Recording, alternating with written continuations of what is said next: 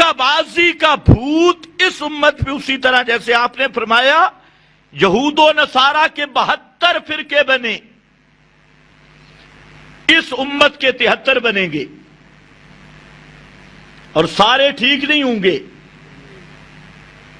72 جہنم میں جائیں گے، صرف ایک جماعت جنت میں جائے گی۔ اور وہ جنت والی کیا ہوگی؟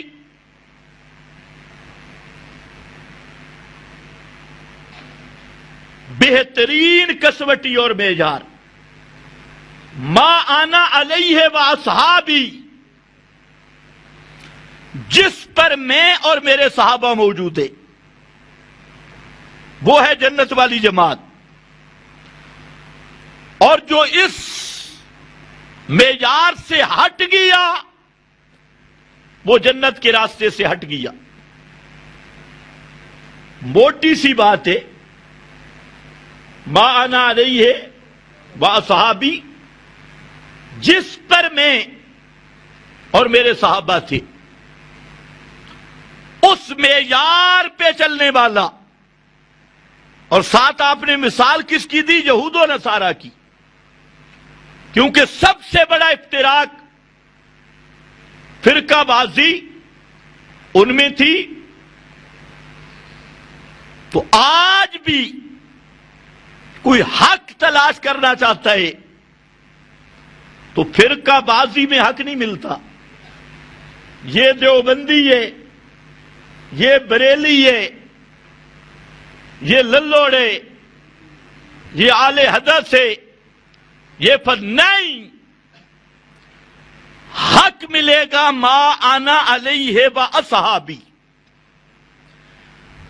جس راستے پہ محمد مصطفیٰ صلی اللہ علیہ وسلم اور محمد مصطفیٰ کے صحابہ، وہ راستہ کیا ہے؟ حق کا راہ، وہ جنت کا راستہ ہے۔ اور جو اس راستے سے ہٹ گیا، جتنے خوبصورت نعرے ہوں، خوبصورت شکلیں ہوں، لمبے چوڑے منصوبے ہوں اور وسیع البطن ہو، جو کچھ بھی ہو وہ سیدھا جہنم میں جانے والا ہے، وہ اہل حق نہیں۔ تو یہ اس امت کے لیے لمحہ فکریہ ہے کہ سب سے پہلے راستہ تلاش کرنا ہوگا کہ اصلی اسلام کیا ہے، دعوت محمد مصطفیٰ کیا ہے، صحابہ اس دعوت پہ کس طرح چلے۔ یہ وہ نقطہ ہے جو ہر آدمی پر سمجھنا واجب نہیں، فرض ہے۔ جب تک یہ نہیں سمجھا، نبی کا طریقہ نہیں سمجھا، صحابہ کا راستہ نہیں سمجھا، تو مت رہے نعرہ بازی میں، سبز باغوں میں۔ وہ سب شیطان کے راستے ہیں، اللہ تک پہنچنے والا راستہ وہی ہے ما انا علیہ و اصحابی، اور کوئی راستہ نہیں۔ اور ہے بھی بڑا آسان۔ نبی اور نبی کے صحابہ کے پاس ایمان والی کون سی کتاب تھی؟ کوئی شک ہے؟ سوچ لو۔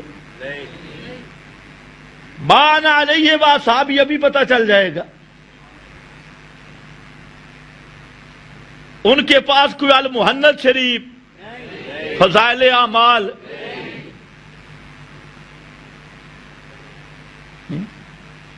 فتاوی رضویہ، کوئی دیوبند بریلی کی لکھی ہوئی کتابیں نہیں تھی۔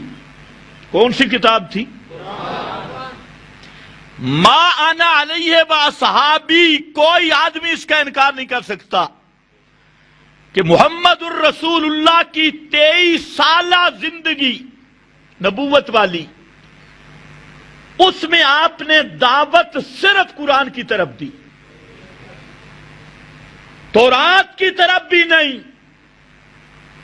انجیل کی طرف بھی نہیں، تعلیم قرآن کی دی، تدریس قرآن کی، دعوت کا نصاب قرآن تھا، تزکیے کا نصاب قرآن تھا، پیغمبر کریم کے پاس بھی اور پیغمبر کے صحابہ کے پاس بھی۔ اس سے اتنا تو پتہ چل گیا کہ جن لوگوں نے قرآن و سنت سے ہٹ کر یا اس کے مقابلے میں اپنے ایمان عقائد کی کتابیں الگ تراش لی، وہ ما انا علیہ و اصحابی کی طرز پہ نہیں ہے۔ چاہے وہ اپنے آپ کو شیعہ کہلوائیں، چاہے بریلی کہلوائیں، چاہے دیوبندی کہلوائیں، چاہے رضوی کہلوائیں تے چاہے قاسمی کہلوائیں، چاہے چشتی تے چاہے سور وردی تے قادری، جو مرضی اپنی دم لگا لیں، سب سے پہلے اس نصاب کو لانا ہوگا جو نصاب محمد مصطفیٰ کے پاس تھا، جو نصاب محمد کے صحابہ کے پاس تھا۔ آسان بات ہے، مشکل ہے، اور وہ نصاب یہ ہے، یہ 30 پاروں میں موجود ہے۔ حق اس وقت تک معلوم نہیں ہو سکتا جب اس قرآن سے نہیں پوچھیں گے۔ اس کا ترجمہ دیکھو، ترجمہ سنو، اس کو سیکھو۔ عیسائی بچہ انجیل کو جانتا ہے، یہودی بچہ اپنے عقائد کو جانتا ہے، اور ہمارا سفید داڑھی والا بزرگ بے سورہ فاتحہ کا ترجمہ نہیں پڑھ سکتا، کیونکہ مولویوں نے بھی اس کو ختموں والی کتاب بنا رکھا ہے۔ ختم پڑھو، تعویذ لکھو، دم ڈنگر بیمار اوپر گزارو۔ قرآن اس لیے آیا تھا کہ مولوی کی تعویذ کی دکان چلتی رہے، نیا مکان دکان بنے تو ختم بازی کر لو۔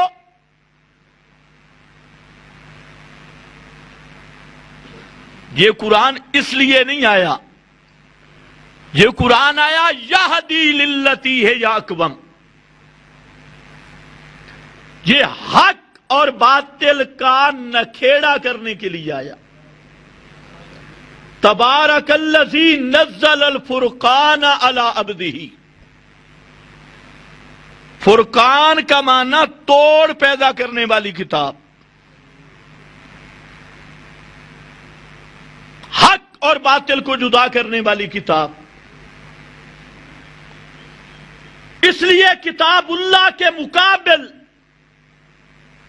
ملا کی کتاب، محدث کی کتاب، کسی مفسر کی حکایت، کسی راوی کی روایت، کسی بڑے چھوٹے کی حکایت، کسی کی کہانی، کسی بزرگ کا ملفوظ، حتیٰ کہ اس قرآن مقدس کے مد مقابل تورات اور انجیل کا حصہ پیش کرنے والا بھی وہ قطعی کافر اور مرتد ہو سکتا ہے، ما انا علیہ و صحابی کے طریق پہ قطع نہیں ہو سکتا۔